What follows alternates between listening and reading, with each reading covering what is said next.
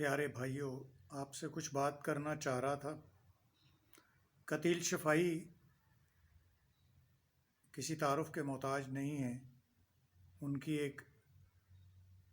ان کا کلام میرے سامنے سے گزرا تو کیونکہ وہ بہت خوبصورت کلام ہے تو بات بھی سیاسی میرے ذہن میں آئی تھی، کلام بھی خوبصورت ہے۔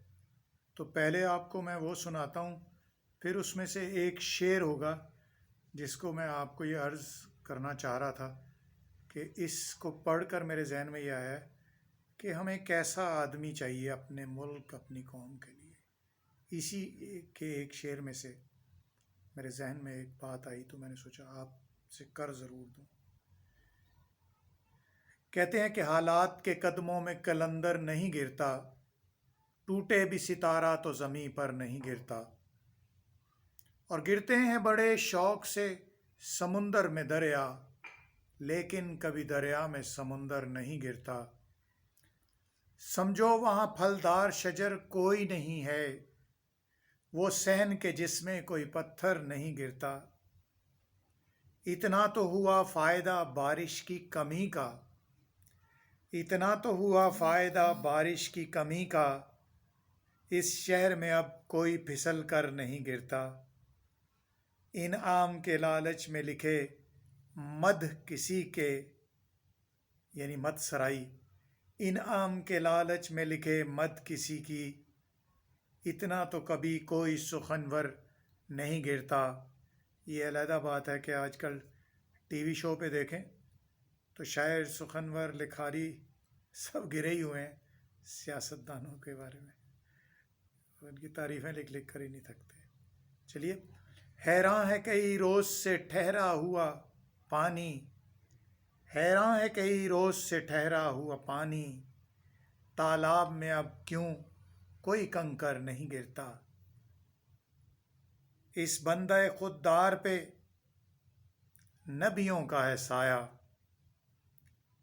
اس بندہ خوددار پہ نبیوں کا ہے سایہ، جو بھوک میں بھی لقمہ تر پر نہیں گرتا۔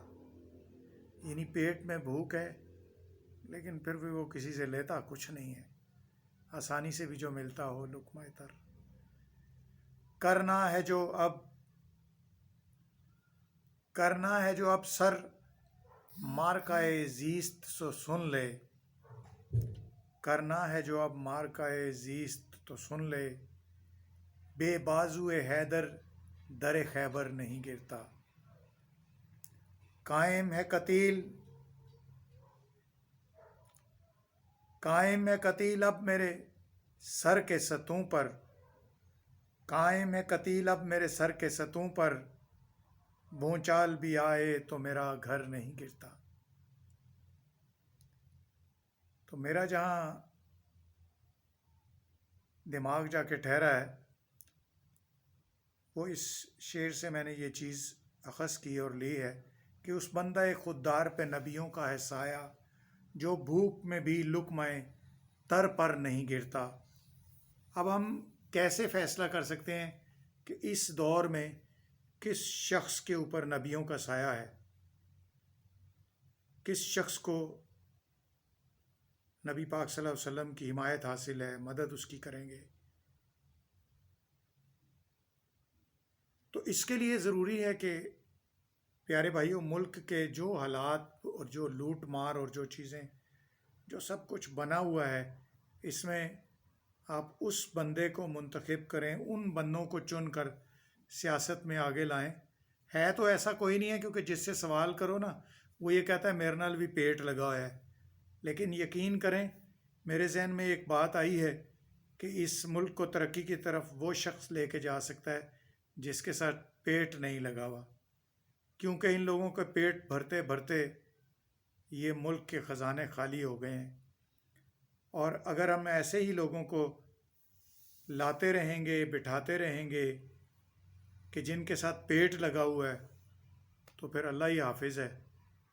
تو کوشش کریں ایسا شخص کے جس کے ساتھ پیٹ نہ لگاؤ، بس مطلب یہ ایک محاورتاً بات کہہ رہا ہوں کہ پیٹ نہ لگاؤ، تو پیٹ کے بغیر تو بندہ ہے کوئی نہیں ہے۔ لیکن مطلب یہ ہے کہ کھاتا نہ ہو، لوٹتا نہ ہو، ملک کے خزانے کو نہ کھاتا ہو، کھوکھلا نہ کرتا ہو ہمیں اندر سے۔ بڑا دکھ اور افسوس ہوتا ہے کہ ہمارے بچے جو ہے نا وہ بیرون ملک جا کر مزدوریاں کر رہے ہیں۔ میرے بچے بھی اسی طرح باہر مزدوریاں کر رہے ہیں، تو میں کیونکہ اکیلا ہوں تو مجھے اس بات کا دکھ ہوتا ہے۔ کاش کہ اس ملک میں فضا ایسی بنے، حالات ایسے بنے کہ ہمارے ملک یہیں پر سکھ اور چین سے اپنی زندگی گزاریں۔ یہ جو آسٹریلیا میں ورلڈ کپ ہو رہا ہے، پھر انگلینڈ میں میچز ہوتے ہیں، نیوزی لینڈ میں ہوتے ہیں، کئی بھی ہالینڈ میں ہاکی کے میچز ہوتے تھے، آپ یہ دیکھیں کہ ہمارے ہزاروں لاکھوں لوگ اسٹیڈیم میں موجود ہوتے ہیں۔ ارے بھائی یہ سب ہمارے لوگ مزدوری کی غرض سے باہر گئے ہوئے ہیں، تو ہمارے ملک کے حالات کیوں ایسے ہیں کہ ہمیں ہزاروں لاکھوں کروڑوں کی تعداد میں باہر نکلنا پڑتا ہے مزدوری کرنے کے لیے؟ تو بس یہی ہے کہ چلو پیٹ والا بندہ منتخب کر لو، چھوٹے پیٹ والا یار منتخب کر لو، تو کوئی ایسے لوگوں کو تلاش کرو کہ جن کے ساتھ پیٹ نہ لگا، ان کا پیٹ بھرتے بھرتے بس ملک کے خزانے کا پیٹ خالی ہو گیا۔ اللہ میرا اور آپ کا حامی و ناصر ہو۔ بس ایسے ذہن میں آیا تھا تو آپ سے بات کر لی۔ میرے لیے دعا کیجیے گا اور دعاؤں میں یاد رکھیے گا۔ اللہ حافظ۔